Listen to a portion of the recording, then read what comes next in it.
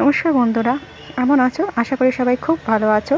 সবাইকে জানাই মহাশিবরাত্রির প্রীতির শুভেচ্ছা ও ভালোবাসা। আশা করি কালকের দিনটা সবাই খুব ভালো করে কেটেছে। কাল ছিল মহাশিবরাত্রির পুজো, তাই সন্ধ্যাবেলা মা আর আমি রেডি হয়ে গিয়েছিলাম পুজো দিতে যাবার জন্য। পুজো দিতে ডালা নিয়ে মা পুরো রেডি। এবার আমরা পুজো দিতে বেরোবো। এইখানে আমরা চলে এসেছি আমাদের জাঙ্গিপাড়ায় যে মন্দির আছে শিবের, সেই মন্দিরে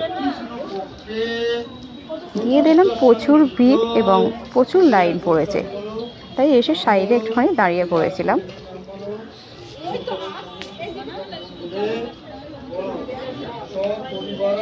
কালকে তাড়াতাড়ি পুজোটা পড়েছিল বলে লাইনটা ওই জন্য প্রচুর প্রয়োজন। অনেকে আবার 4টে থেকে শুনলাম কি লাইন দিয়ে দিয়েছিল।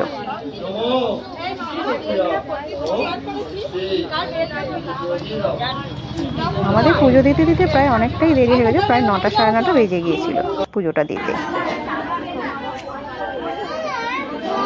এখানে মা দাঁড়াতে পারছিল না বলে বসেও পড়েছিল, সারাদিন উপোস করে থেকে আর পাচ্ছিল না। নিয়ে এসো।